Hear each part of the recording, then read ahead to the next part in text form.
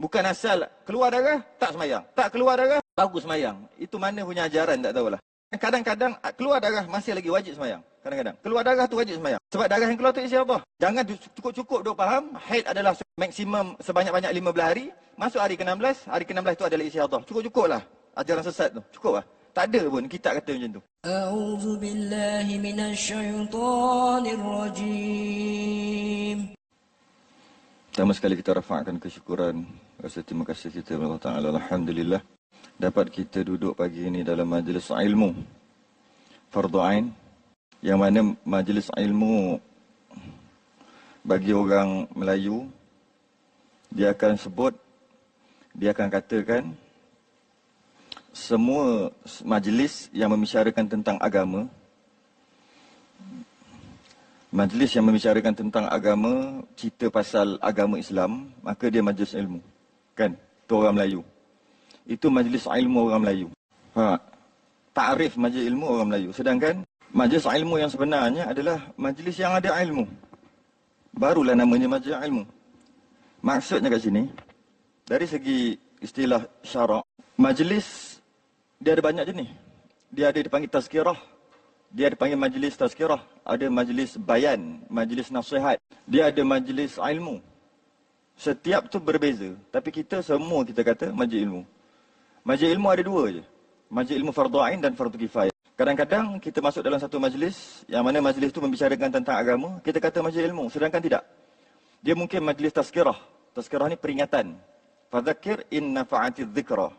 Berilah tazkirah, mudah-mudahan. Berilah peringatan, mudah-mudahan peringatan itu berguna. Kadang-kadang dia nama nasihat. Majlis juga tapi nasihat. Tapi dia bukan majlis ilmu. Majlis nasihat adalah satu majlis, satu peringatan yang diulang-ulang nasihat. Ulang. Dan majlis nasihat dia tak boleh panjang. Dia tak boleh sejam. Dia paling lama pun 3 minit. Ada orang suka dengan nasihat lama-lama? Tak ada, tak suka.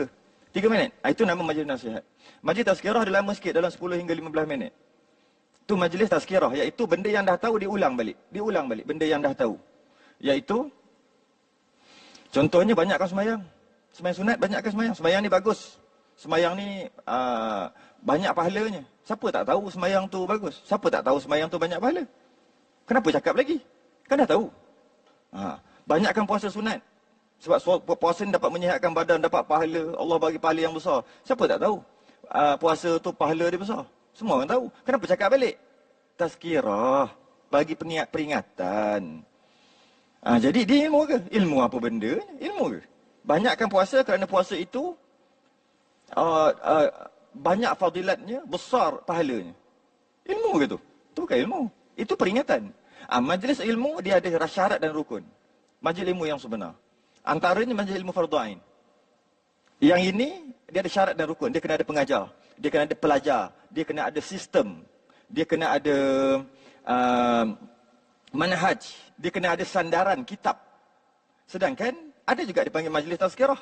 Yang kita tengok dalam TV itu semua majlis bukan tazkirah, ceramah. Majlis ceramah. Yang kita tengok dalam TV itu kan selalu ada dalam TV macam-macam ada kan. Semua tu ceramah. Bagus ke? Bagus juga. Cuma kita kata semua majlis ilmu. Janji seorang cakap, yang lain duk dengar, ramai duk dengar. Cerita pasal agama, semua majlis ilmu. Tidak. Sedangkan majlis ilmu, dia ada syarat dan rukun. Untuk jadikan dia tu majlis ilmu. Kalau tidak, dia tak jadi martabat majlis ilmu.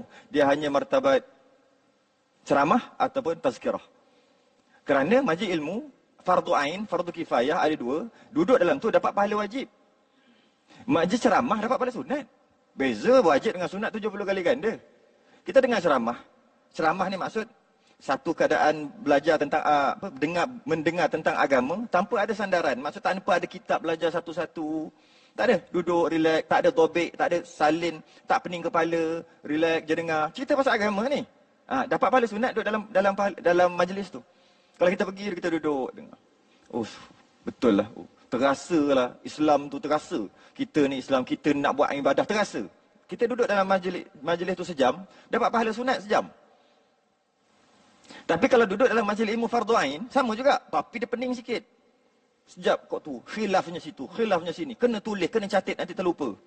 Itu majlis ilmu fardu ain. Dia duduk dalam tu, dapat 70 kali ganda majlis ceramah, majlis tazkirah tadi.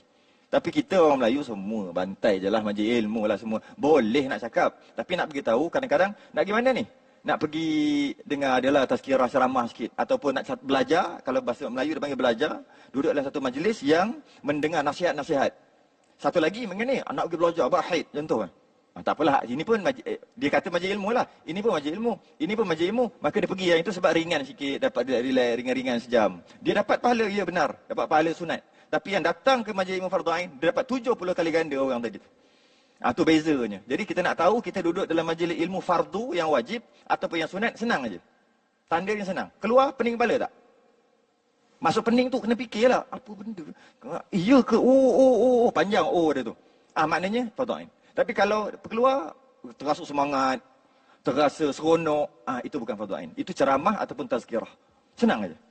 Kita masuk satu majlis, kita keluar, kita tengok macam mana kita. Kalau kita, rupa-rupanya tak tahu, adulah, takut berdebar, alamak, nak kena kodok, contohnya. Lepas tu balik nak kena buat homework. Maknanya majlis ilmu tu fardu ain. Senang. Kalau dengar macam TV, ada ke? Orang dengar, lepas dengar tu, tak ada biasa dalam TV. Sebab berat-berat orang tak tengok. Sebab TV dia ada, dia punya penerbit dia nak ambil rating ramai orang tengok. Jadi kalau ajar berat-berat, memang tak ada lah, kejap lah. Satu season ni. Berapa? 2 bulan, 3 bulan. Betul-betul lah. Kebanyakan dulu-dulu ada. Tapi sekejap lah. Dalam 2 bulan, 3 bulan, habis tu, berapa sesi, kalau 10 minggu, betul tak ada dah sambungan. Tapi cuba tengok ceramah. Ceramah tu. Dan antaranya, itu adalah antara tipu daya syaitan kalau nak tahu. Syaitan akan memudahkan masuk ke majlis-majlis ceramah tazkirah. Bagus juga. Cuma syaitan akan mudah ke situ. Untuk pergi majlis ilmu fardu ain, dia akan susahkan. Sebab fardu ain dapat pahala wajib dan tak belajar berdosa. Ceramah tak dengar ceramah tak dosa. Cuma kurang semangat lah. Sebab ceramah ni untuk kita naikkan semangat kita. Bukan untuk lepaskan kita daripada dosa. Tidak. Dia untuk kita semangat beribadah. Kan? Itu tujuan dengar ceramah dengan tazkirah. Itu tujuan. Tapi ilmu fardu ain nak melepaskan kita daripada dosa. Fardu kan? Dah nama fardu kan?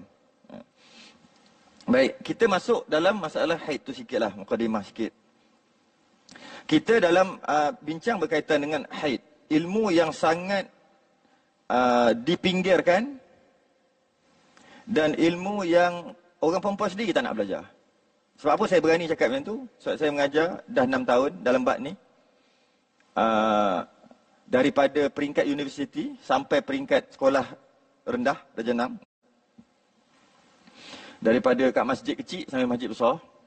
Daripada kat Selangor ni sampai ke mana-mana pergi. Malah saya datang sini, dapat sini pun daripada orang Kuantan, bukan orang sini. Daripada orang Kuantan. Mengajar Kuantan. Ustaz mengajar sampai ke Kuantan. Pergi yang mengajar. Ustaz duduk Selangor. Ada mengajar kat sini-sini. Dia beritahu lah sini. Tak ada pun. Loh, orang Kuantan panggil punyalah jauh 300 km. Takkan orang Selangor sini tak panggil. Maka dia ada urusan, saya tak ingat siapa dia. Adalah antara ni, dia menyorok. Itu saya tak tahu mana satu. Siapa orangnya. Akhir sekali, dapatlah saya datang ke sini. Padahal saya mengajar ni sehingga ke Kuantan. Asalnya di UIA Gambang. Lepas tu UIA Kuantan. Bila di situ, mesti ada AJK di area Kuantan tu. Dia tengok, bawa ke masjid dia. Itu yang akhir sekali. Itu yang di sana. Sekarang dah tetaplah dekat sana. Baik. Kita akan bahas berkaitan dengan haid. Kita tengok dalil dia. Kita tahu kita akidah Ahlussunnah wal Jamaah mesti pakai 4. Jika tak pakai mana-mana sumber Islam, kita Islam ada sumber, kita ambil 4.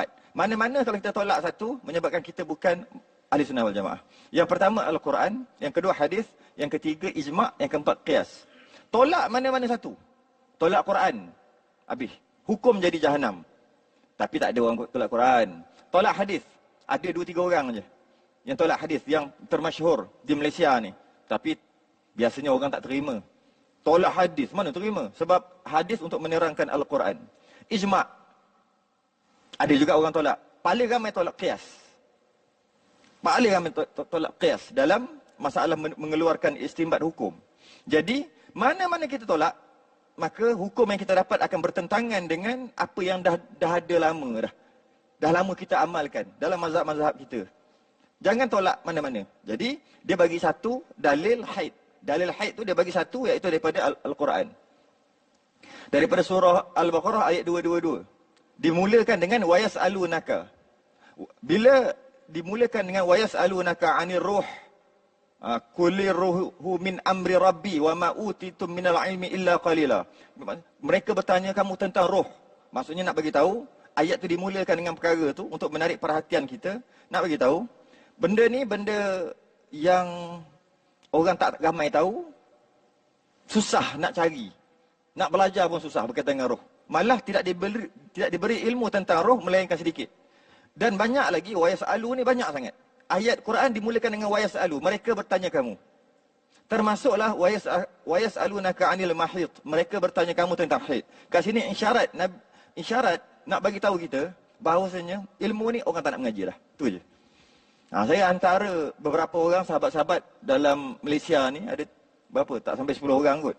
Yang keluar, yang pandai ramai. Cuma dia duduk di tempat dia. Dia tak keluar, tak ada live, tak keluar pergi suara masjid, tak ada. Mengajar di pondok ke mengajar di madrasah tu ramai. Cuma tak expose. Kami ada dalam 5-6 orang. 5-6 orang yang expose, keluar untuk nak bagi tahu pada masyarakat, ayat Quran ni bermula dengan wayas'alunaka. Maknanya mereka bertanya kamu. Bila sebut wayas'alunaka, mereka bertanya. Maknanya ramai orang sekarang ni duk bertanya-tanya tentang haid, tapi dia tak tanya. Cuma dia nak tanya. Bukan, bertanya-tanya tentang dirinya sendiri. Akhir sekali, nak tanya siapa? Tanya suami, aku mana tahu, aku tak ada. Tanya apa nama ni, ustaz, segan. Tanya kawan-kawan, sama macam dia juga.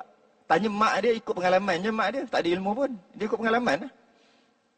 Akhir sekali, cari dalam internet, cari, dah mula. Dapatlah hukum dengan cara yang salah. Sedangkan nak dapat hukum, mesti kena melalui sandaran, iaitu Al-Quran, hadis, ijma', qiyas, yang mana semua tu ada dalam kitab. Itu kitab kita. Wa yas'alunaka 'anil mahid, antara salah satu nama haid adalah mahid. Kul huwa adza. Mereka bertanya kamu tentang haid, kul huwa adza. Katakanlah ianya kotoran. Tengoklah bawah tu, cemar yang tulis kat bawah tu. Kul huwa adza fa'tazilun nisaa fil mahid. Maka engkau jangan dekat. Maksudnya tinggalkan kamu perempuan fil mahid, ketika haid. Wala taqrabuhunna, jangan kamu hampiri mereka. Hatta yathurna, setelah mereka sehingga mereka suci. Fa idza tataharna, setelah mereka suci, fa'tuhunna min haitsu amarakumullah. Maka datangilah mereka, yakni an-nisa tadi, perempuan, di tempat yang disuruhkan oleh Allah Taala kepada kamu. Kalau baca dia punya terjemahan satu-satu, ditanya oleh mereka itu akan dikau ya Muhammad daripada tentang haid, katakan olehmu ya Muhammad, iaitu darah yang cemar, maka tinggalkan oleh kamu akan jima' dengan segala perempuan pada ketika haid, dan jangan kamu hampir akan mereka itu dengan jima' sehingga mereka suci. Sehingga suci mereka itu daripadanya haid tadi. Maka apabila bersuci mereka itu daripadanya, maka datang oleh kamu akan mereka itu kerana jima' pada tempat yang disuruh Allah Ta'ala menjauhi dia pada ketika haid itu faraj. Panjang. Sepatutnya pendek aja. Kalau kita tengok terjemahan ni memang pendek je. Jadi kenapa turun ayat ni? Asbabun nuzul dia panggil. Asbabun nuzul, sebab turun. Ada satu dia panggil asbabul wurud. Sebab berkaitan dengan hadis, Nabi sebut sesuatu tentang hadis, tentang hukum, kita panggil asbabul wurud. Sebab-sebab datangnya hadis. Yang ini asbabun nuzul, sebab turunnya ayat. Jibril bawa datang turunnya ayat Al-Baqarah 222. Kenapa turun ni? Iaitu para sahabat, dia tanya, dia masuk Islam dan dia tahu musyrik macam ni. Ketika dia dalam keadaan jahiliah macam ni, ketika dia dalam keadaan berkawan-kawan dengan orang Yahudi, dia tahu orang Yahudi buat macam ni ketika haid, orang Nasrani buat macam ni. Maka dia tanya Nabi, macam mana? Dia kata, sahabat kata, orang Yahudi apabila perempuannya, isteri atau anak perempuan atau maknya haid, dia akan letak dalam bilik asing. Ataupun dia akan suruh duduk di luar rumah. Dia tak dekat. Malah dekat. Jika dimasak, dia tak makan. Tu orang Yahudi. Terlalu ekstrim. Dia tak makan pun makanan tu. Sampai kering, suci, baru dia dekat balik. Baru boleh makan, baru boleh duduk, baru boleh bercakap. Dia tak, kalau boleh, dia tak nak bercakap pun. Tu orang Yahudi. Malah sampai sekarang lagi, mereka amal. Ada sebahagiannya mereka dok amal lagi. Tapi ada yang tak amal dah. Orang Yahudi sekarang pun tak Yahudi dulu tu. Sekarang ni dah Zionis dah. Jadi, orang Nasrani pula, dia langsung tak ada pantang. Tadi orang Yahudi pantang ketat sangat. Ada haid, duduk kandang kuda. Duduk kat luar rumah. Duduk dalam bilik asing. Jangan dekat. Kau masak, aku tak nak makan. Macam tu sekali. Ekstrim. Nasrani ni Kristian lah. Langsung tak ada pantang. Haid ke tak haid ke sama je, bantai aja. Maka sahabat masuk Islam tanya Nabi. Wa yas'alunaka, mereka bertanya kamu tu lah, tanya. Nabi pun jawab, ada yang boleh, ada yang tak boleh. Makan boleh, duduk dekat boleh, sentuh boleh, semua boleh. Ada yang tak boleh disebut dalam ayat ni. Maknanya Islam ni duduk kat tengah-tengah lah. Malah pernah sekali, siapa isteri dia mana satu, Sayyidatina Aisyah tengah sikat rambut Nabi. Antara sunnah adalah sikat rambut suami. Dia tengah sikat, lepas tu dia teringat, alamak aku haid. Dia terlepas sikat tu, jatuh ke bawah.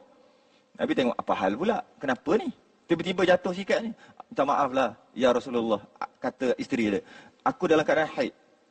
Nabi kata, habis haid kau dekat tangan ke yang terkejut ni tu? Haid bukan kat tangan. Jadi maksudnya apa? Nak bagi tahu tak ada apa. Tu nak bagi tahu, tak ada apa-apa. Tak ada apa-apa.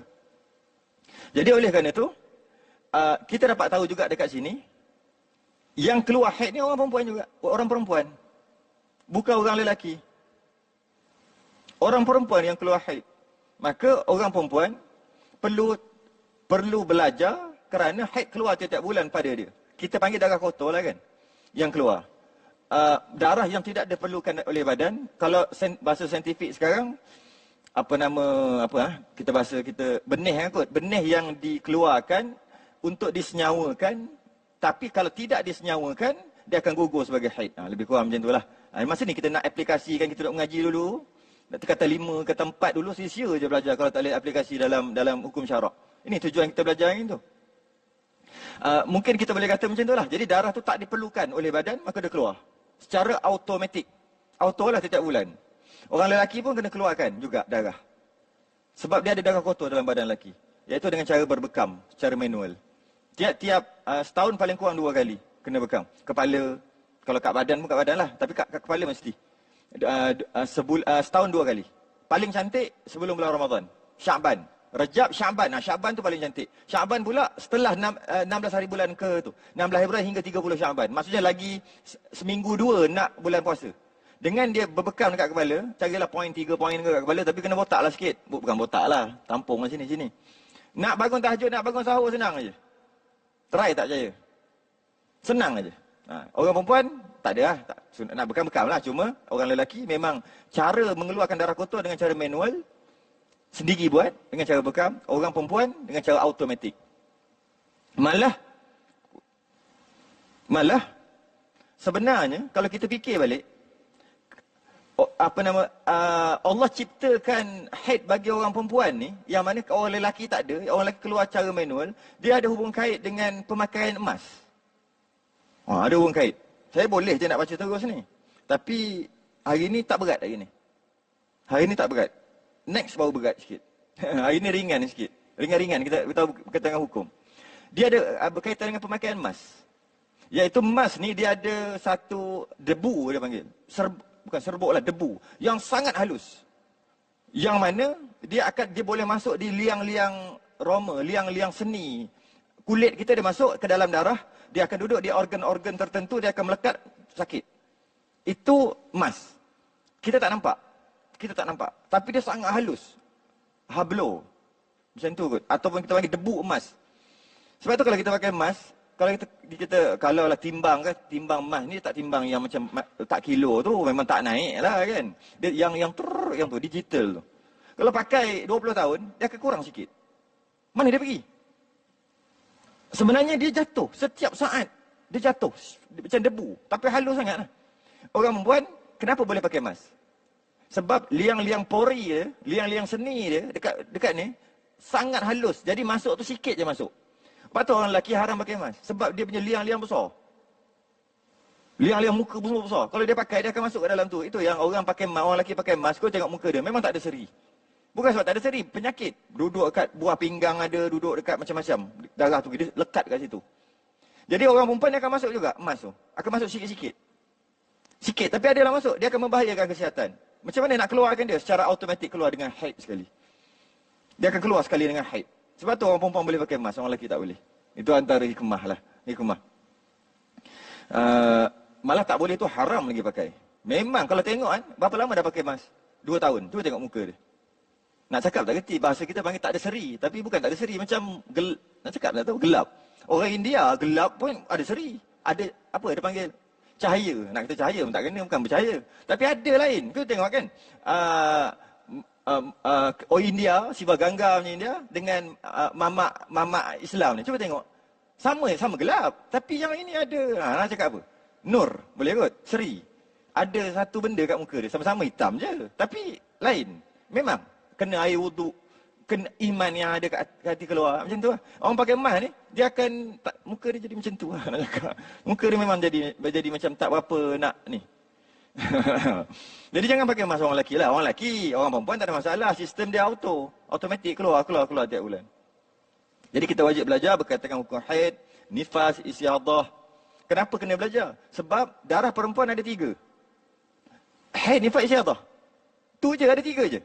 Jika lebih daripada tu, mesti dia termasuk dalam 3. Kadang-kadang dia kata, ni bukan darah fasad. Ada juga sebagian kitab tulis darah fasad, dia panggil. Fasad ke, darah tolak ke, semua termasuk dalam 3. Haid, nifas atau istihadah. Bahasa Inggeris dia panggil postnatal, kan? Darah nifas tu. Selepas melahirkan. Nama lain kan? Dia tetap masuk dalam 3. Haid bukan. Istihadah bukan. Dia duduk dalam nifas. Mana-mana letaklah nama apa pun. Ni darah penyakit ni. Dia duduk dalam 3. Haid, nifas atau istihadah. Duduk dalam istihadah. Jadi, perempuan ada 3 jenis darah saja. Jika ada nama-nama yang lain, dia sekadar nama, dia mesti termasuk dalam 3 ni. Orang perempuan panggil period. Darah period. Sama juga. Bahasa lain, tapi dia masuk dalam 3. Sama ada nifas, istihadah atau haid. Period masuk dalam haid. Letaklah nama apa sekalipun. Ada orang-orang Melayu panggil darah kotor. Kotor tu ada darah kotor. Duduk dalam 3 juga. Istihadah, haid, ataupun nifas. Semua dia akan duduk dalam 3 ni. Dan 3-3 ni darah. Bila 3-3 ni darah, cuma statusnya berbeza. Ada nama haid, ada nama nifas, ada nama istihadah. Sebab tu kena belajar. Kalaulah haid warna merah, nifas warna biru, istihadah warna kuning. Senang. Keluar, nifas. Keluar haid. Tapi merah tu juga nifas, merah macam tu juga istihadah, merah macam tu juga haid. Hitam macam tu juga haid. Hitam macam tu juga istihadah, hitam macam tu juga nifas. Itu yang susah kita nak tentukan yang mana satu. Itu yang kena mengaji sampai lama kena mengaji ni. Kena belajar lama. Hampir sampailah lebih kurang dalam 6 tahun untuk habis. 2 kali habis.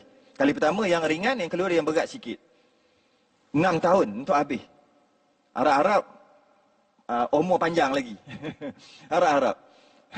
Kena sampai 6 tahun. Bila kena belajar ni? Pada umur 10 tahun. Ayah wajib ajar. Sebab tu ayah yang kena belajar ni. Lelaki kena wajib belajar. Lelaki yang nak kahwin wajib belajar. Bukan lelaki kahwin, nak kahwin, wajib tak belajar dia berdosa. Bila wajib tak belajar berdosa. Yang nak kahwin, tak kahwin lagi. Lelaki yang untuk apa? Lelaki yang nak kahwin, dia kena belajar. Buat apa? Untuk ajar siapa? Dia bukannya ada. Untuk ajar? Salah. Saya nak dengar yang tu lah. Dia nak bukan saja isteri. Anak perempuan. Kenapa bukan wajib ajar isteri? Isteri tu ada ayah. Ayah dia lah ajar dia, bukan suami. Jadi oleh kerana ayah dia, bapa mentua tu, tidak melakukan tanggungjawab dia masa kecil-kecil. Lepas tu pula lelaki kahwin dengan perempuan tu, lelaki tu pula kena ambil alih tugas yang sepatutnya tugas ayah dia. Jadi maknanya, kalau lah seorang suami wajib mengajar isteri tentang haid, automatik ayah dia dah berdosa dah. Senang aja, tak tahu. Kalau suami wajib ajar isteri, automatik ayah perempuan tadi dah berdosa dah. Lepas tu pula, kenapa? Sebab dia tak ajar. Tak ada, ayah mati kecil. Janganlah lawyer buruk macam tu. Yang tu tak apalah, yang mati kecil tu. Dia kata, ayah tak ada, memang lahir, ayah umur 5 tahun, ayah dah meninggal. Jadi ayah nak ajar macam mana? Itu lawyer buruk. Ini secara umum. Memang jika setiap lelaki melakukan tanggungjawabnya, kerja suami sikit. Suami wajib ajar isteri semayang tak? Mana ada? Ayah yang wajib ajar semayang. Tapi kalau ayah tak ajar, aku terima nikah, sekali aku terima apa? Saya selalu sebut, aku terima nikahnya, bukan aku terima jadi isteri semata-mata. Maksudnya, aku terima dia jadi isteri dengan maksud yang dulu haram jadi halal. Aku terima nikah dengan maksud, dulu ayah dia kena bagi dia makan, aku sekarang nak kena makan. Itu masuk tanggungjawab. Dulu ayah dia kena bayar zakat, aku kena bayar zakat fitrah. Dulu ayah dia wajib didik, aku yang wajib tegur lepas ni. Ayah dia tak wajib dah. Dulu terima segala-galanya, baik dan buruk. Kalau dia tu baik, solehah, solehah yang ayah dia ajar, aku jadi isteri aku yang isteri solehah. Dia ambil semua. Dari segi fizikal, mental, batin, zahir, semua. Macam ni, tinggi dia 5.2. Aku kahwin dengan 5.2. Bukan 5.3, bukan 5.4. Tak ada. 5 poin tu bukan 5. 5 kaki 2 inci. Itulah nak cakap laju-laju jadi macam tu lah. Tiba-tiba, asal awak ni pendek ya? Tak ada. Masa aku terima nikah dengan perempuan 5 kaki 2 inci. Terima semua. Terima kalau ada kurap dekat lutut dia, terima sekali dengan kurap-kurap tu. Saya nak bagi tahu terima semua. Termasuk juga terima apa? Tiba-tiba awak ni apa ada? Tak boleh. Aku terima segala penyakit yang dia ada. Penyakit bawah pinggang. Oh, aku tak nak je ni. Oh, tidak. Terima sekali dengan penyakit bawah pinggang dia. Saya tak nak cerita tu. Nak cerita ini. Termasuk juga apa ilmu fardu ain yang dia tak ada. Aku terima untuk ajar dia. Tu sekali. Jadi aku terima nikah bukan tersenang macam tu je. Jadi tiba-tiba ayah dia, maksudnya bapa mertua dia ni, ayah dia tak ajar semayang. Wajib suami ajar. Dan suami ambil semua. Yang baik pun ambil. Yang muka lawa ambil. Tiba-tiba yang bab kena ajar ni tak nak ambil. Mana boleh? Ambil semua. Baik dan buruk. Jadi oleh kerana itu, wajiblah dia ajar semayang Allah. Sebab ayah dia, aku terima untuk ajar dia semayang. Aku terima untuk ajar. Termasuk, aku terima ajarnya haid, nifas dan istihadah. Maka, memang wajib orang lelaki belajar. Wajib. Orang lelaki yang tak nak belajar, yang nak kahwin, dah wajib belajar. Maksudnya sebelum kahwin dah wajib belajar. Kerana dia akan ajar anak dia. Anak perempuan dia nanti. Orang lelaki yang tak nak kahwin. Aku tak nak kahwin sampai mati. Okey, sunat belajar. Tak wajib. Sebab ilmu ni Nabi SAW bawa, segala yang Nabi bawa, sunat kita belajar. Kalau dia nak kahwin tapi tak nak belajar juga, boleh. Dia kahwin dengan perempuan yang dah menopause. Maka dia tak payah belajar haid. Nak kahwin, dia umur 25, kahwin dengan umur 79. Tak payah belajar haid. Tak payah belajar. Memang tak ada lah. Memang tak ada lah. Malah Nabi larang kahwin macam tu tau. Larang lah. Tapi nak buat apa? Tengok, klik, tengok aja. Tak boleh buat apa. Macam tikus tengok besi. Nabi larang. Ada para sahabat kahwin dengan orang yang berumur, sangat berumur. Dah menopause dah. Saya tak panggil menopause. Saya panggil menostop. Sebab kalau pause boleh play balik kan. Ni stop. Tak keluar dah haid langsung. Langsung dah tak keluar. Umur 62 ke atas, pendapat yang kedua dalam mazhab Syafi'i, tak mungkin haid dah. 62 ke atas. Qamariyah. Kalau Syamsiah, Januari, Februari ni, tahun 2000 ni, 60 tahun. Kalau tidak, 62. Sebab dia ada beza kan sikit. Itu sikit lah. Jadi memang wajib belajar. Orang perempuan pun dah tak apa-apa nak belajar. Orang lelaki pun, spesies ni dah pupus. Spesies ni dah pupus. Spesies lelaki yang nak belajar dah pupus. Dah hilang. Saya pergi mana-mana. Pergi kat Kuantan, ada 3-4 orang. Lelaki. Tak, mana-mana. Di masjid negeri je ramai sikit. Tapi berbanding dengan perempuan 200, lelaki 30, nampak macam ramai lah 30. Tapi nak banding dengan 200 tu rasa sikit juga. Kalau ikut nisbah. Sebab penuh semua. Lelaki tak nak belajar. Tak nak. Perempuan pun ada yang tak nak belajar. Oh, Ustaz ajar haid. Oh, tak apa. Kami nak belajar. Kami nak belajar alam kubur. Kuliah Muslimat ni. Ustaz ajar apa? Saya ajar ni. Saya listkan lah apa yang saya ajar. Ada dalam 30 kitab ni, kitab sekian. Kuliah Muslimat. Kalau Maghrib, okey. Kita faham. Dia pilih, okey ni apa? Ni kitab apa Ustaz? Ni kitab haid. Ibanah. Kitab yang selepas habis kitab ni, kita akan belajar kitab Ibanah. Yang dalam sikit. Ni kitab Ibanah. Ni kitab haid. Tak mahu. Ni akhirnya dia pilih alam kubur. Alam kubur. Aduh, geram kadang-kadang. Bila kita sepatutnya kuliah Muslimat ni ngajilah bab berkaitan dengan orang perempuan, kita mau himmah ke berkaitan suami isteri ke, tu yang sesuai. Yang lain tu maghrib lah, kuliah maghrib, kuliah subuh. Bab Muslimat ni belajar dalam bab ni. Kami dah tahu. Mari kita tengok, dah tahu ke tak tahu? Mana nak tengok? Tanya. Mana-mana saya pergi saya tanya, sekurang-kurang haid berapa? Ada jawab 2 mazhab. Satu 6 hari, satu 7 hari. Mana nak ambil sekurang-kurang haid 6 hari 7 hari ni? Berdosa siapa-siapa yang faham macam tu. Sekurang-kurang haid 6 hari 7 hari. 6-7 hari. Semua jawab macam tu. Mana-mana tempat. Dekat Sabah ni pun macam tu juga. 6-7 hari. Mana dia ambil? Tak faham lah. Tak faham. Okey. Jadi wajib secara turun-temurun tak memadai. Tak memadai sekadar turun-temurun je. Faham? Dia belajar dengan nenek, moyang dia ajar nenek dia ajar mak dia ajar dia. Tak memadai. Sebab haid adalah hukum syarak. Ada halal haram, ada sah batal. Dia tak boleh melalui pengalaman. Tak boleh. Mak saya dah beranak 11 anak, dia kata. Takkan tak tahu nifas? Takkan tak pandai lagi? Dia cakap tak pandai. Itu pandai beranak. Itu bukan pandai nifas. Sebab apa? Berapa sekurang-kurang nifas? Sekurang-kurang nifas dia kata 44 hari. Mana ambil 44 hari tu? Sekurang-kurang nifas 1 saat.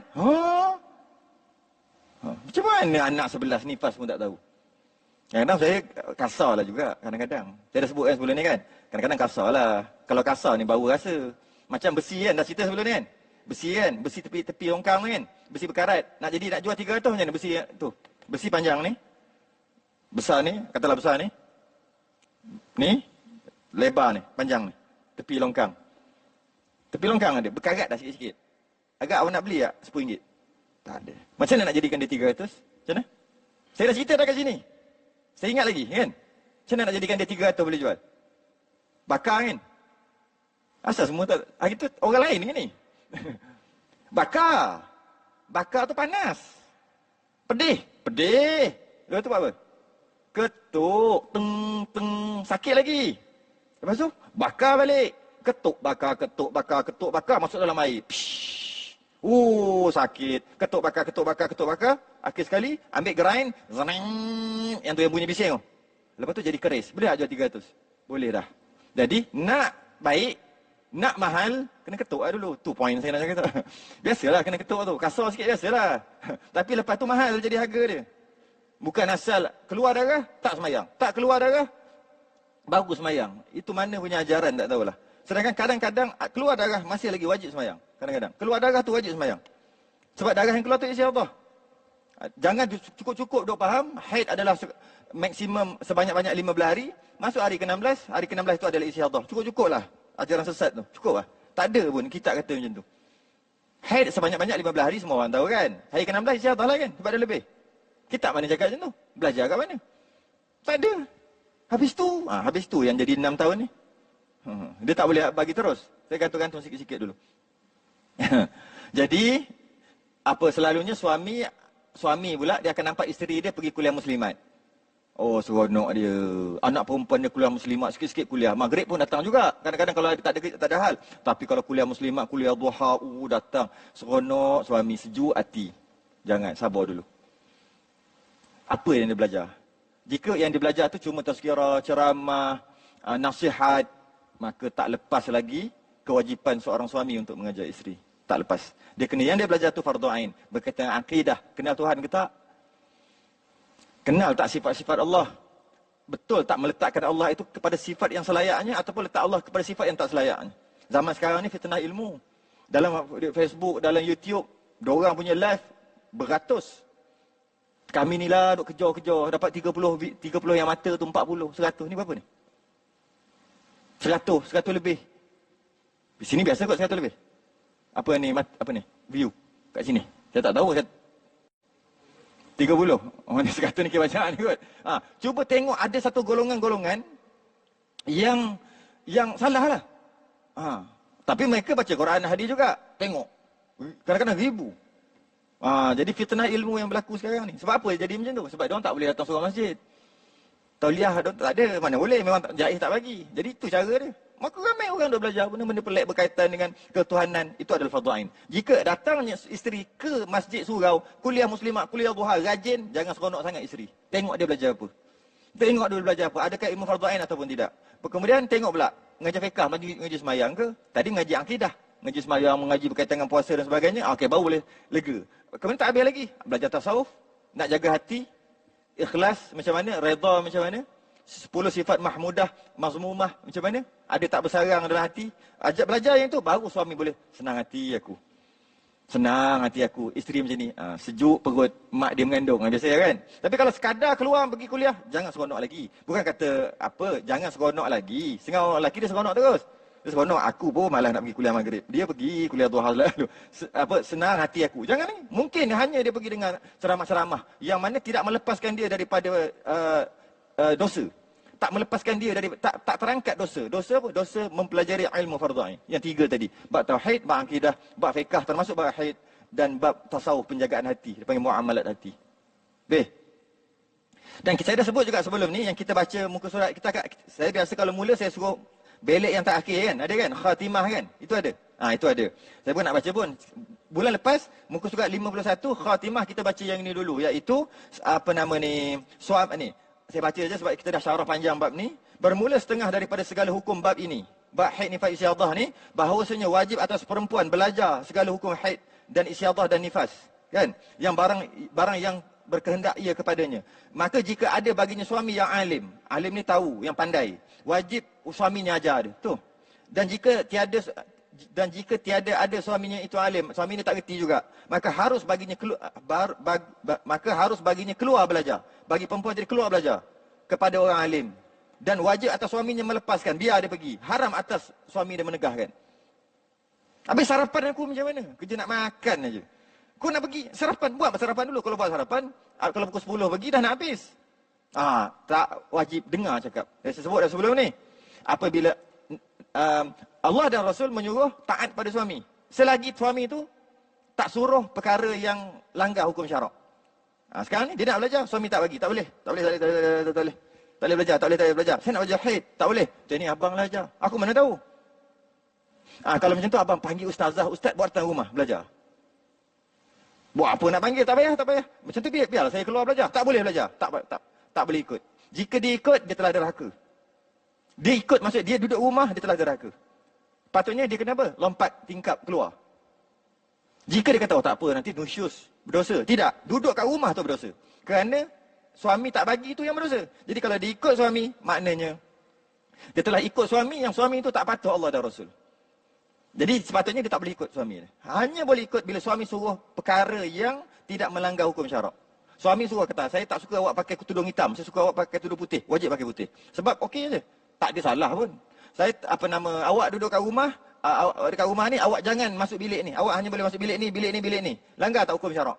Tak langgar, wajib ikut. Haram masuk bilik yang dia kata tak bagi tu. Contohlah, apa-apalah. Selagi saya nak awak masak, awak letak sambal belacan lebih sikit. 3 ketul. Contoh. Wajib ikut. Sebab tak ada langgar hukum syarak. Tapi awak jangan belajar. Awak jangan pakai tudung. Ikut dia tu yang salah.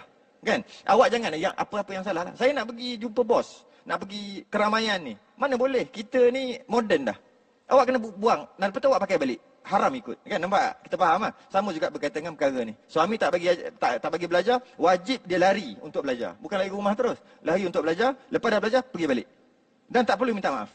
Tapi minta maaf pun boleh. Tapi tak perlu. Tak wajib minta maaf. Sebab suami dia suruh buat benda yang mungkar. Iaitu tak belajar. Dan dia pula tak nak belajar.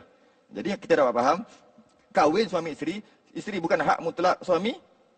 Suami mesti buat apa-apa ikut Allah dan Rasul. Jika dia tak ikut Allah dan Rasul, tak perlu patuh pada dia. Okey, habis. Dan sabda Nabi SAW, "Hadza syai'un katabahu Allahu 'ala banati Adam." Inilah sesuatu yang telah disuratkan oleh Allah Taala atas dia, atas segala anak Adam. Anak Adam yang perempuan, yakni haid. Ada setengah kitab hadza syai'un katabahu Allahu 'ala banati Adam, dia terjemahkan dengan yang telah dibalakan. Ada juga terjemah macam tu, yang telah diujikan. Dalam kitab ini yang telah disuratkan. Surat tu apa? Takdir lah. Yang telah ditakdirkan oleh Allah Ta'ala dekat anak perempuan Nabi Adam. Dengan maksud, kita lah ni, anak perempuan. Ada setengah kitab, dia terjemahkan kata bahu ni kitab, betul lah kata bahu tu surat. Tapi ada yang mengatakan dibalakan ataupun diuji kan. Ada juga macam tu. Memang bala lah. Macam bala lah kan. Nak semayang tak boleh, macam bala lah tu. Dibalakan. Dan dikhususkan, sabda Nabi, dikhususkan anak perempuan Adam. Maknanya tak mungkin ada dekat lelaki. Kerana dia telah ditakdirkan untuk perempuan saja. Dan orang lelaki takkan boleh ada haid. Walaupun dia menukar jantina sekalipun, takkan boleh ada haid. Takkan boleh. Kerana lelaki tak mungkin jadi perempuan. Tak mungkin. Kalau keluar darah ke apa, mungkin buasir kot. Tapi kalau haid, tak mungkin. Tak mungkin. Walaupun dia dah buat pembedahan kosmetik tu, pembedahan plastik tu dia buat. Muka dia buat tirus macam tu. Buang segala bulu yang ada, matikan sel-sel kat sini. Lepas tu buat mata, buat itu, buat ini, badan dia buat. Tengok dia, yang lelaki yang dia buat pembedahan tadi. Tengok perempuan, selera tengok dia lagi. Macam tu. Malah macam tu. Siap boleh jual produk lagi. Laku lagi. Terkenal satu Malaysia. Kat sini ada agak orang kenal. Seorang ni satu Malaysia ada kenal tak? Siapa-siapa seorang? Tak ada kan? Oh, perempuan tulen. Orang tak kenal. Itu palsu. Kenal. Siapa-siapa tak kisahlah. Siapa-siapa pun. Sebab, apa nama ni, saya ni antara orang yang, dimarahi lah oleh liberal, transgender. Diorang marah sangat. Diorang potong lima tu, diorang bantai sama-sama pondan. Sebab saya bab tu keras sikit. Kadang kita cakap kasar sikit. Sikit lah kasar. Diorang potong-potong lah kata, ustaz ni. Transgender tu, yang yang liberal tu. Memang video saya diorang potong, diorang maki ramai-ramai. Memang. Dia marah pasal apa-apa. Marah mempersoalkan tentang faraid. Baru je sehari dua jadi kan, mempersoalkan tentang faraid. Kita bagi diorang kerat, diorang marah. Antaranya transgender marah ni. Tak mungkin boleh jadi perempuan. Walaupun dia kata roh terperangkap ke dekat badan lelaki ke. Itu cerita, banyak tengok cerita. Tak mungkin. Lelaki tetap lelaki, perempuan tetap perempuan. Jadi, walaupun dia boleh ubah muka, boleh ubah badan dia. Kalau jual produk, dia kata macam ni. Kalaulah lelaki dengan pakai produk ni kau tengok hasil dia. Jadi perempuan, malah lagi cantik pada perempuan. Kalau perempuan pakai produk ni. Lagi-lagi lah. Sebab tu laku. Lepas tu jangan support. Marah lagi dia lah. Lepas ni marah lagi. Kata tutup periuk nasi lah. Tak boleh. Menyokong transgender. Menyokong transgender lah kalau kita beli barang dia. Dia lagi seronok. Lepas tu buat benda-benda yang agak panas. Orang duk kutuk dia, orang duk apa dia. Naik lagi dia punya produk. Itu cara dia promosi. Kita duk layan. Tak mungkin boleh buat haid. Tak mungkin boleh mengandung. Tak mungkin boleh buat haid. Walaupun dia dah jadi perempuan luarannya. Kerana Allah sendiri sebut, Nabi sendiri sebut, dia untuk anak perempuan Nabi Adam. Jadi tak mungkin lelaki, tak mungkin. Jadi bila macam tu, bila dah diuji, maka dia adalah ada kena-mengena dengan hukum syarak. Ada kena-mengena dengan hukum syarak. Dan dia juga perihal agama lah kan. Haid ni berkaitan dengan agama. Ya. Ada haram semayang, wajib semayang kan. Wajib bersihkan dengan cara istinjak dengan cara yang betul. Ada kena-mengena dengan agama. Maka tak boleh disorok perkara ni. Sepatutnya. Jangan disorok. Saya ingat dulu-dulu, masa kecil-kecil dulu, kita tak tahu mak kita ni puasa atau tidak. Kita ni kita lelaki lah. Kita perempuan saya tak tahu. Kita lelaki. Saya kata kita bagi orang lelaki. Tak tahu mak ni puasa ke tak. Tapi sediakan sahur, dia sahur. Kakak pun sama kadang-kadang tu. Buka puasa, dia sediakan. Dia buat. Dia tak pernah makan depan kita. Kita budak-budak ni. Budak-budak. Bagus ke? Dari satu segi bagus. Satu segi. Sebab takut nanti diorang akan terliur apa. Tapi daripada satu segi yang lain tak bagus. Jadi orang lelaki ni, budak-budak, dia tak tahu pun perempuan ada haid. Dia tak tahu. Dia cuma tahu dengar macam dengar cerita hantu. Macam tu ke? Kalau ada hantu kat pokok tu. Pernah jumpa? Tak pernah. Perempuan ni ada haid. Apa benda? Entah macam darah tu keluar kat hidung kot. Tak tahu lah. Dia faham macam tu. Saya cerita ni pengalaman sendiri ni. Lepas tu keluar pun macam air pipe. Keluar macam tu. Tapi tak mati ke? Habislah darah ku kering lah. Tak. Terbayang, terfikir sampai umur 13. Baru mengaji. Saya mengaji 13. Umur 13 tahun. Dalam bab ni. Tahun 91 ke? 92 macam tu. 93. 91, 92 macam tu. Kami nak mengaji dah kat pondok dalam bab ni. Masa tu umur 13. Baru tahu. Keluar macam tu. Ingatkan macam air pipe. Ingatkan macam tu. Ingatkan macam ni. Macam-macam. Baru tahu. Kalau itu masuk madrasah, masuk pondok. Kalau sekolah ni, KBSR, KBSM ni ada je. Ajar macam tu je. Lagi tak tahu. Akhirnya kita tak tahu. Bila tak tahu, orang lelaki tak ambil berat, orang perempuan pun tak apa-apa nak ambil berat. Malah orang lelaki ni dia tak boleh sebab disorok. Tak boleh je. Akhir sekali tak belajar. Itu yang kata spesies yang dah pupus. Spesies yang jarang-jarang ditemui. Pupus orang lelaki yang tahu berkaitan dengan haid. Sedangkan dia ada kena-mengena dengan suami, dengan lelaki. Dia ada kena-mengena dengan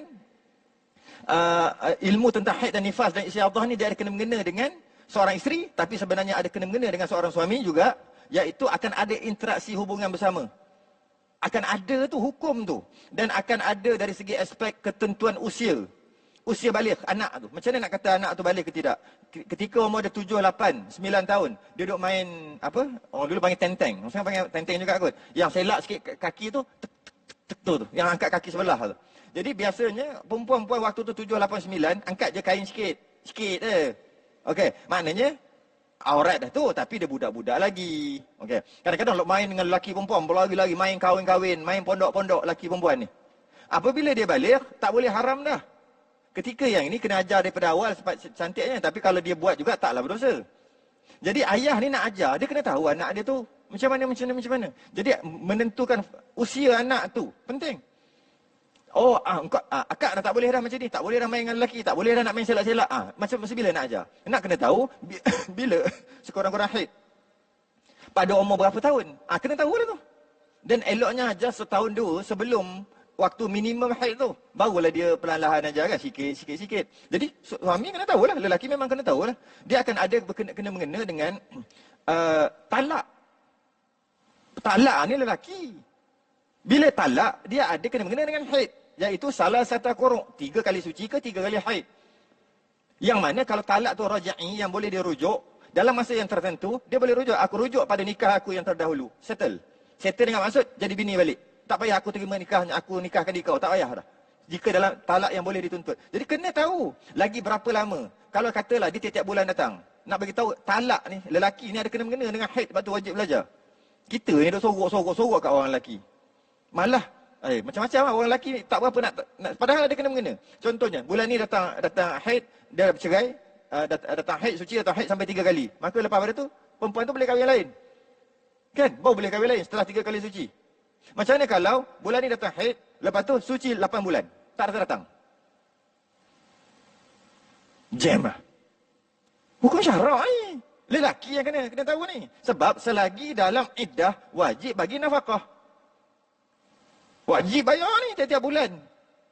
Tiba-tiba ingatkan 3 bulan. Tiba-tiba entah sedih sangat kena cerai. 8 bulan tak keluar haid. Keluar haid sekali. Lepas tu tak keluar. Ingatkan tak keluar sampai 8 bulan. Lepas tu baru keluar balik. Nak kira macam mana tu. Lepas tu pula, dah sekali suci lah tu. Haid. Suci balik. Setahun tak keluar. Maknanya, lepas tu keluar balik. Lepas tu pula, setahun lagi tak keluar. Maknanya 3 tahun lah iddah dia. Ya. Nampak? Orang lelaki kena tahu ni. Orang perempuan pun kena tahu. Dia tak sabar-sabar nak kahwin lagi yang lain. Tak boleh kahwin. Habis tu kata 3 kali suci memang pun. Habis kan tiap bulan. Bukan 3 bulan ke? Tidak. Itu yang menopause. Yang dah menopause, yang dah tak ada haid, 3 bulan. Tapi yang ada haid 3 kali suci. Habis kalau setiap bulan suci macam biasa, 7-23. Faham 7-23? Orang lelaki tak faham ke? 7 haid 23 suci lah. 7-23. 3 kali, settle. Dia tak. 7-8 bulan. So, adakah nak kira 3 bulan juga? Tidak. Benda tu kena tahu. Sebab itu ada kena mengena dengan lelaki. Makna mampu aku kena bayar nafkah. 3 bulan, 3 tahun nak kena bayar nafkah. Ya, tiap bulan. Berapa yang kena bagi makan kena. Masuk bulan Ramadan kena bayar zakat fitrah lagi. Ada kena mengena dengan lelaki? Ada. Pertama, anak tadi nak penentuan balik. Yang kedua, nak bayar nafkah. Berkaitan dengan talak. Berkaitan dengan iddah. Dia panggil kan? Lepas tu dia ada pantang larang mengikut kaedah syarak. Ada pantang larang. Ada boleh berhubungan. Ada tak boleh dan sebagainya. Jadi orang lelaki kena tahu. 50 minit. Saya baru nak masuk jam 4. Kita masuk sikit lah. Permulaan haid. Kalau tidak rasa macam tak mengaji. Yang tadi cuma sekadar hukum yang luaran. Masuklah sikit. Yang ni pun senang aja. Yang pertama, tulis kat sini. Permulaan haid. Bermula sekurang-kurang tahun haid itu sempurna 9 tahun qamariyah dengan takrib. Tidak dengan tahdid. Takrib dengan tahdid.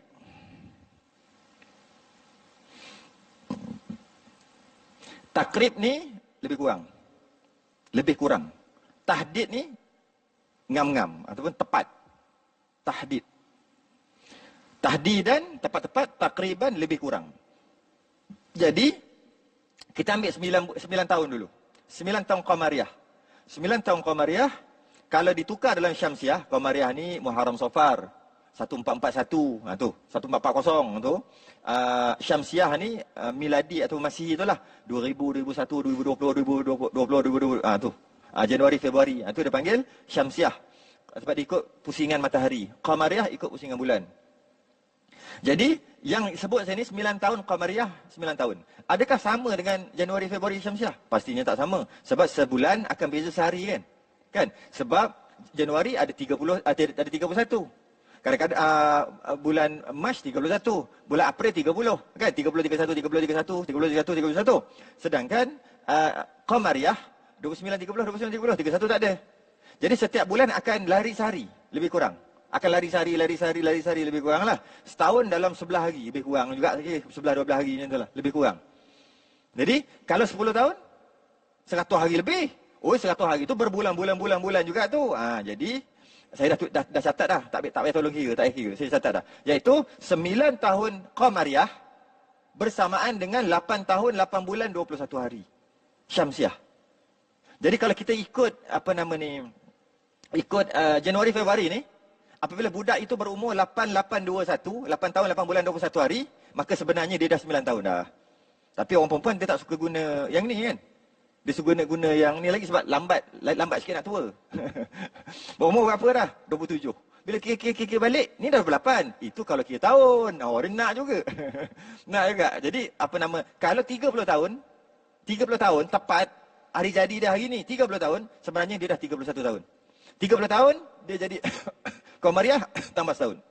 60 tahun, tambah 2 tahun. Jadi maksudnya, dengan dia umur 60 tahun, kiraan Masihi, sebenarnya dia dah 62. Dia memang macam tu. Kalau kira memang betul. Memang akan jadi macam tu. Jadi, sekurang-kurang haid adalah 8 tahun, 8 bulan, 21 hari Masihi, ataupun 9 tahun Qamariyah. Itu minimum. Kurang daripada 9 tahun Qamariyah, kurang daripada itu, darah yang keluar bukan haid. Tak mungkin. Umur 8 tahun, keluar 7 hari. Sifatnya berketul, hitam, panas, semua ada. Cukup syarat-syarat haid. Tetap juga bukan haid kerana tak cukup syarat yang pertama iaitu 9 tahun. Okey. Nak faham takriban ni? Kat bawah. Maka jika melihat perempuan akan darah dahulu daripada sempurna 9 tahun, sebelum 9 tahun dia ada nampak darah. Maksudnya keluar darah, kadar yang tiada meluaskan ia akan haid dan suci iaitu 15 hari atau kurang, maka darah yang dilihatnya itu haid juga. Senang, pendek cerita macam ni je lah. Panjang ayatnya agak berbelit macam ni. Jika dia kurang tu 15 hari, halal, haid juga. Sekarang sekurang-kurang 9 tahun.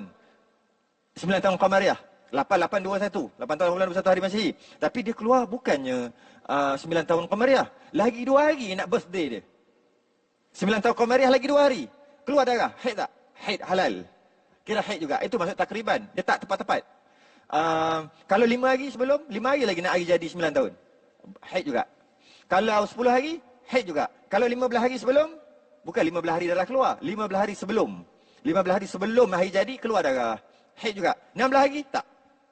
Dia 15 hari. Jika dia duduk di antara dua-dua, kita ambil. Lagi 20 nak hari jadi. Hari jadi lagi 20. Lagi 20 hari. Jadi, keluarlah. Maka kita tahu dah, bukan kan? Bukan haid kan? Bukan. Lagi 20 hari. Keluar haid. Keluar darah. Lagi 19 hari. Next. 18 hari kan? Makin sehari berlalu, makin kurang lah. Makin dekat lah dia nak birthday dia. Lagi 17 hari. Keluar darah ni. Maka memang bukan haid. Lagi 16 hari. Lagi 15 hari. Okey. Masuk dah border tu. Lagi 14 hari. Keluar lagi darah. Lagi 13 hari. Berapa dah? Lagi 13. Lagi 12 hari. Lagi 11 hari. Lagi 10 hari. Berhenti. Okey. Jadi kita tengok kat situ. Ada darah yang dalam 15 hari tu. 15 hari. Ada darah yang luar kan? Ada darah yang dalam 15 hari lagi nak cukup. Nak birthday dia. Ada darah yang keluar juga yang sebelum. Jadi macam mana? Darah yang sebelum istihadah, darah yang dalam 15 hari lagi itu haid. Jadi kalau dia keluar 10 hari lah tadi. Lagi 20 hari itu kan saya sebutkan 10 hari. Yang mana 10 hari itu 5 hari duduk dalam luar 15 hari, 5 hari lagi duduk dalam 15 hari itu. Jadi 5 hari je ya haid dia, 5 hari lagi itu istihadah. Maka dia dah balik.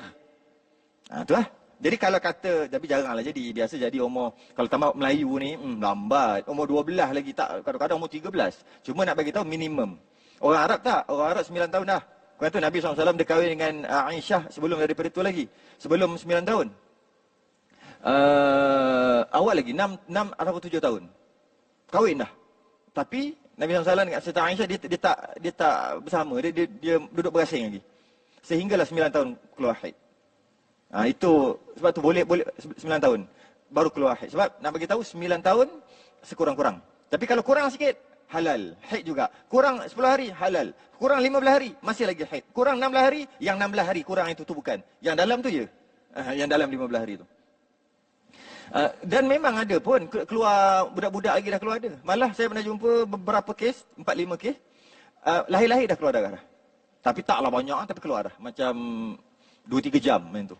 Lahir-lahir, baby keluar. Ada yang sikit, ada yang banyak. Pastinya bukan haid lah. Darah istiadah. Ada setengah ulama kata darah fasad. Tak kisahlah darah apa pun. Yang penting, bukan haid. Itu yang penting. Nama tu tak kisah. Bersalahan, Allah, ni panjang lagi Pak ni. Saya kena ambil 5 minit lagi lebih. Bersalahan jika ada kurangnya daripada 9 tahun qadar yang meluaskan akan haid dan suci iaitu 16 hari atau lebih. Ini yang saya bahas tadi ni. Maka darah yang dilihatnya itu darah rosak bukan darah haid. Nak sebut darah rosak ke darah apa tak apalah. Jika lagi 15 hari nak birthday, okey kita faham. Tapi dia lebih pada tu. Sebelum tu lagi. Lagi 3 bulan nak birthday dia yang 9 tahun. Yang tu bukanlah. Bukan. Dia sebut kat sini. Bukan. Habis, dari segi baca dah habis, tapi saya ada beberapa dobit saya nak bagi tahu. Sekurang-kurang masa haid tu, kita sambung bulan depan. Cuma saya nak beritahu beberapa dobit Tok Guru bagi, saya nak bagi balik. Sebab kalau Tok Guru bagi, kita kena bagi balik. Iaitu, Imam Syafi'i pernah berjumpa nenek yang berumur 21 tahun. Macam mana nak dapat 9 tahun ni? Mana ambil 9 tahun minimum? Mana ambil ni? Kan? Dia ambil daripada pengalaman ataupun istiqra' dia panggil. Istiqra' ni kajian. Kajian Imam Syafi'i, yang mana Imam Syafi'i buat kajian waktu tu, dia jumpa nenek umur 21. Nenek umur 21. Hebatnya nenek ni. Macam mana nenek boleh jadi 21? Adakah dia beranak, dia beranak umur 21, dia beranak, ada anak, dalam anak dia tu ada anak? Melampau lah tu. Tak mungkin.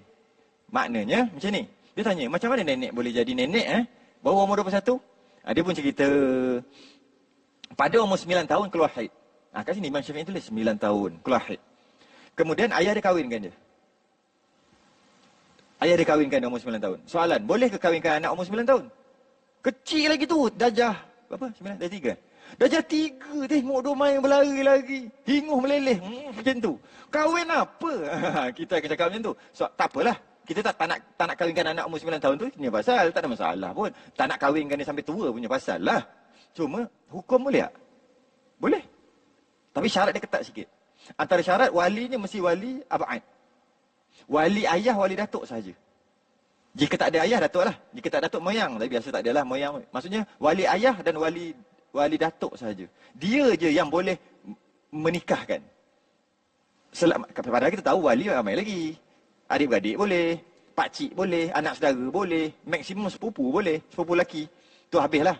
Dan syarat dia kena mati dululah. Kalau ada ayah tak boleh ambil adik-beradik. Tak boleh. Ada ayah tak boleh ambil anak saudara. Mati ayahnya. Datuk. Tak ada datuk. Baru cerita adik-beradik lelaki. Adik-beradik pula ada 2 jenis. Satu semak sebapak. Ambil yang tu dulu. Semak bahasa bapak tak ada. Ambil sebapak.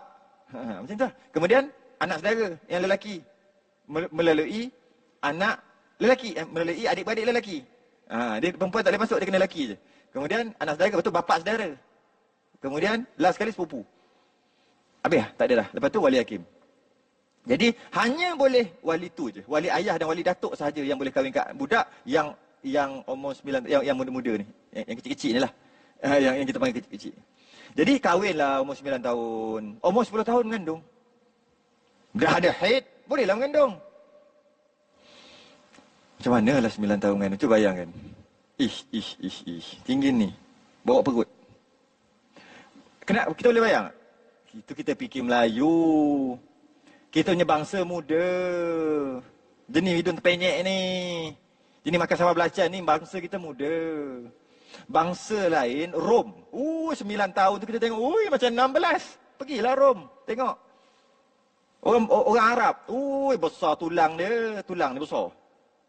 Kita tulang halus. Tahu tulang-tulang. Dia kan ada tulang besar, tulang halus. Ada orang memanglah badan dia gemuk apa. Tapi tulang dia halus je. Isi banyak.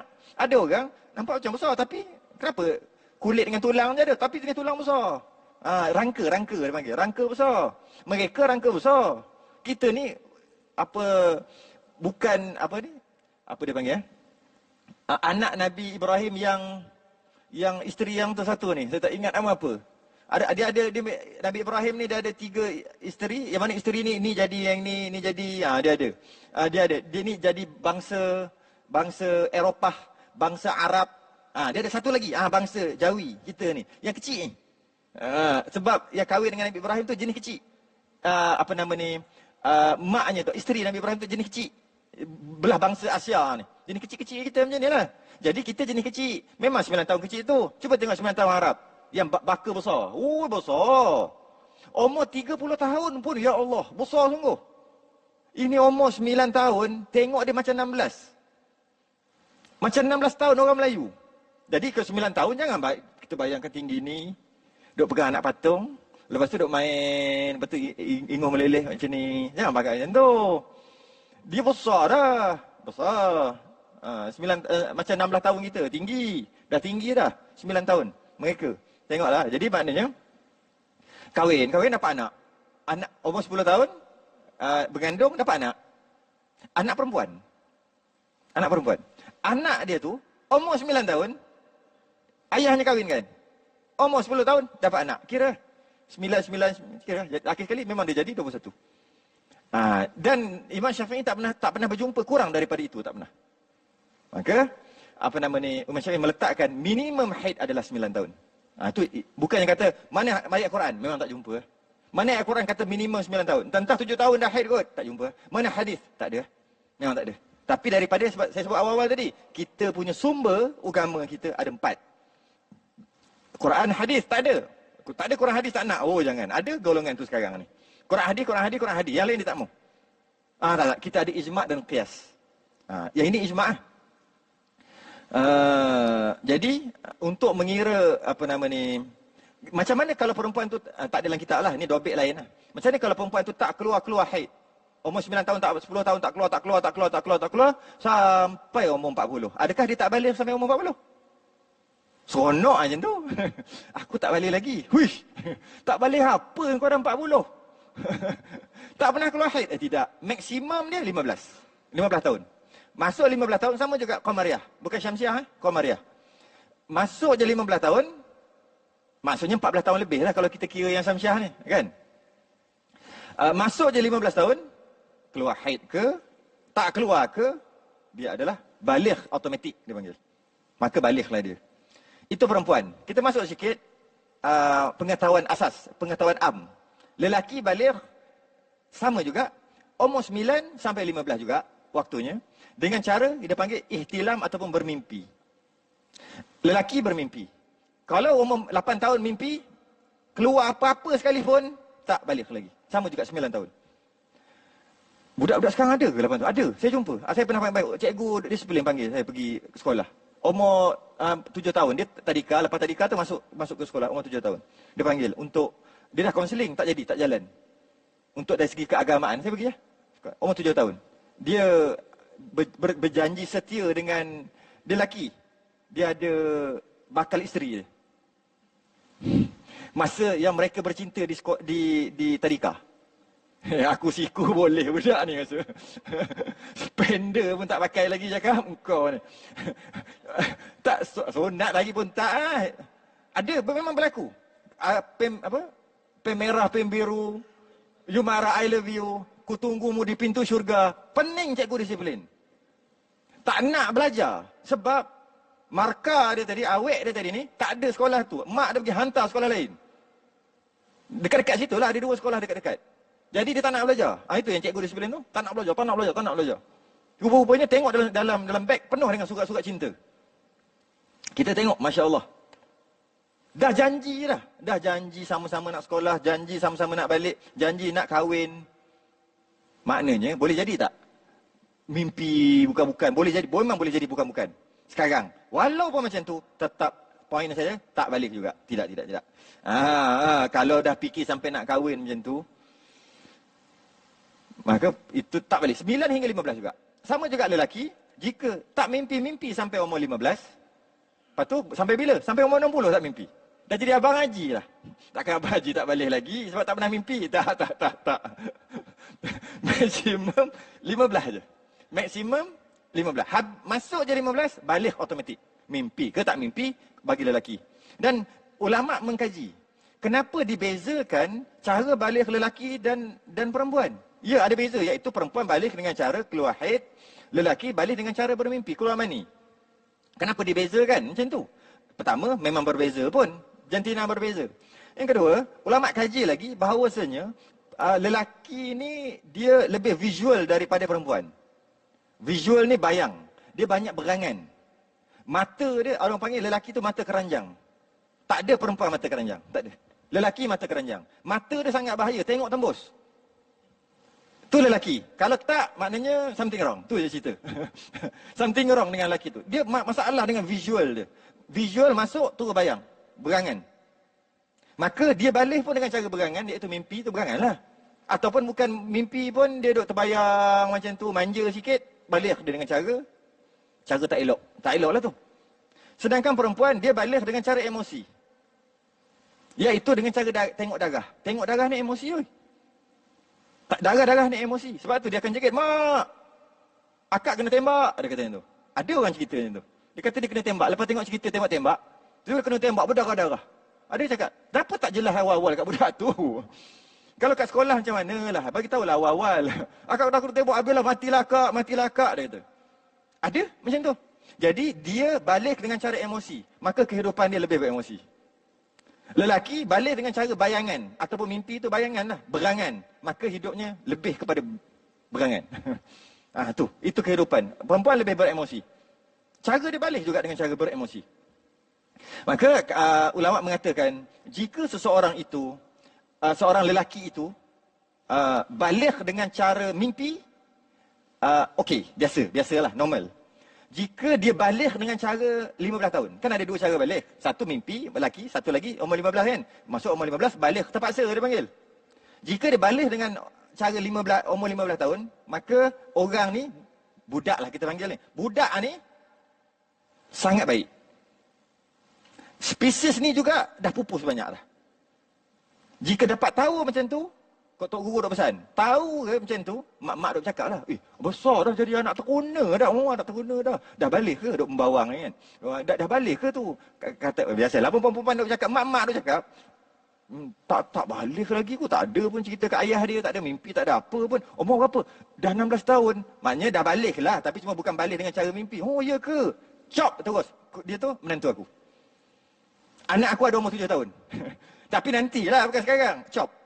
Sebab fikirannya masih lagi suci. Tak ada dah orang macam tu sekarang ni. Sebab apa? Nak mimpi dia kena berangan dulu. Dia kena cari-cari maklumat dalam internet dulu. Baru boleh mimpi. Kalau tidak, duk beroyong tu berangan sampai mimpi. Tiba-tiba tak mimpi-mimpi. Maknanya, suci. Fikirannya ayah mak dia ajar terbaik. Jadi terus cop. Ingat kita besan kita besan. Lagi 10 tahun. Lagi 15 tahun. Beritahu, cop terus anak tu. Jika dia anak-anak perempuan. Berbeza dengan perempuan. Perempuan kalau balik dengan cara 15 tahun, bukan dengan cara haid, buat ya ke? Oh, macam ni contohnya. Cakap apa anak tu apa ni dah balik ke? Maksud dah keluar haid ke? Nampak dah besar dah tu. Tak ada keluar. Dah sampai umur 16 tahun dah. Maknanya balik dengan cara 15 tahun. Oh, ya ke? Jangan buat menantu. Kenapa? Tak subuh. Tapi kalau umur 9 dah keluar, yang itu menandakan subuh. Jadi terbalik. Lelaki balik dengan cara mimpi awal sebelum 15 tahun, itu biasa. Jika balik dengan cara 15 tahun, itu spesies yang jarang-jarang ditemui. Maknanya, grab cepat-cepat. Chop cepat-cepat sebelum diambil orang. Budak tu umur 15 tahun baru. Iyalah dia mana tahu apa-apa. Kita yang tahu ni. Memang sepatutnya kena chop-chop awal-awal. Sekarang nak cari macam mana budak-budak tengok budak perempuan. Saya lalu tadi pun ada lagi. Ada dalam macam budak sekolah tingkatan lagi nampak. Naik basikal. Naik basikal orang tak pakai jubah. Kalau pakai jubah masuk dalam poket rantai tu mampu berguling. Dia pakai apa? Perempuan pakai apa? Lepas tu kita duduk kat belakang. Nak tengok tak? Takkan nak tutup? Kat depan ada kat kereta. Terpaksa tengok. Berlambak macam tu.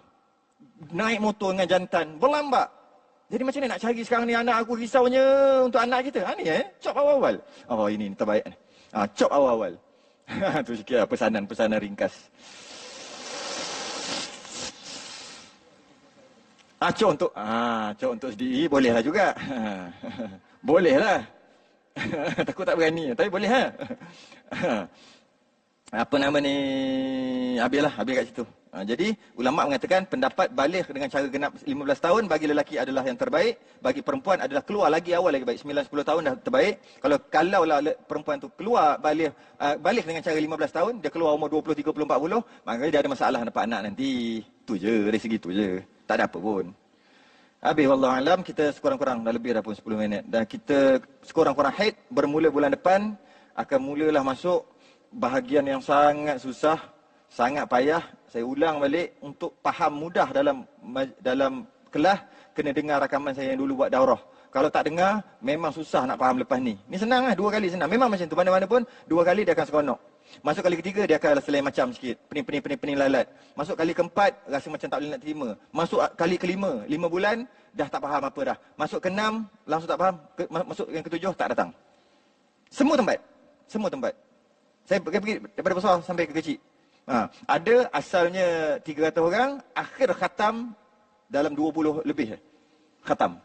Sebab, bila kita macam bulan ni, mengaji bab tolak. Saya bagi contoh bab tolak. Bulan depan bab campur. Bulan depan bab bahagi. Bulan seterusnya bab kali. Bulan seterusnya bab pecahan kan. Satu-satu kan. Kemudian setelah 10 bulan, saya bagi soalan. 5 campur 3 campur 7 campur 9 bahagi ni. Dia cuma pergi, dia tak faham, ada yang dia tak faham. Ataupun dia tak datang. Maka dia tak boleh jawab. Yang tahu 5 campur 3 ni tahu. Tapi tolak 6 tahu. Ini kali. Kali hari tu aku tak tahu. Dia tak faham kat situ. Maka terus tak faham. Jadi dia memang tak boleh ponteng. Benda ni tak boleh ponteng. Dan dia agak susah. Memang susah. Percayalah. Senang, rasa senang kan? Susah. Kau tidak sampai 6 tahun. 6 tahun nak habis. Jadi kita akan masuk bab yang susah sikit, iaitu sekurang-kurang haid yang berputus-putus. Hari ni ada, esok tak ada, hari ni ada, esok tak ada. Keluar 5 jam, lepas tu 10 jam tak ada, 5 jam ada balik, lepas tu tak ada balik, lepas tu ada balik, putus-putus. Lepas tu kalau warna hitam, lepas tu hitam 5 jam, lepas tu tak ada 5 jam, lepas tu merah pula 2 jam, lepas tu jadi kuning 2 jam, lepas tu tak ada 3 hari, lepas tu hitam balik. Benda ni ada. Mula-mula saya mengajar dulu, saya kata takkan ada macam ni kot, tapi dalam kitab aja. Saya 6 tahun lepas. Takkanlah ada pelik ni, ada tak ada. Dah biol lah darah jadi macam tu. Takkanlah macam tu. Tapi kitab ada tulis, kita baca ajalah. Saya cakap macam tu. Sekali, 2 kali saya cakap macam tu. Takkanlah ada hari ni ada, esok tak ada, lusa ada. Macam tahu, pandai-pandai je hari keluar, esok tak keluar. Takkanlah kot. Tapi hukumnya kita kena belajar juga. Saya cakap 3-4 kali, 2 orang marah. Ada yang marah. Bukan marah, dia tak puas hati. Dia tak cakap depan. Dia mesej. Dia kata, Ustaz cakap tak ada. Ada. Saya jadi macam tu. Ada. Lepas pada tu, mulalah ada soalan. Kata tak ada sebab tak pernah jumpa. Dan orang tak pernah cerita pasal haid. Pernah jumpa? Dia jumpa, haid aku hari ni tak ada. Semalam ada. Mana ada orang cerita macam tu? Sebab tu, tak tahu benda ni ada. Memang ada. Kadang-kadang keluar 5 jam. Lepas tu tak keluar 2 jam. Keluar balik 5 jam. Tak keluar 3 jam. Keluar tak keluar. Ada tak ada. Ada. Color macam-macam. Color warna hitam. Warna kuning. Warna keruh. Warna tanah. Warna coklat. Warna hitam balik. Ada keluar direct 16 hari. Mana ada orang cerita benda ni? Jadi dia kata tak ada. Sedangkan berlambak. Kita akan ngaji waktu nanti. Bulan depan. Jadi kena datanglah bulan depan. Wallahualam, kita sudahi dengan saya pesan macam tu jugalah. Kalau ada soalan-soalan yang memang nak kena selesai segera, saya datang nanti bagi terus soalan tulis-tulis, saya jawab terus soalan tu. Sebab nak semayang ke tak? Dah keluar dah 3 bulan, dah keluar dah 20 hari.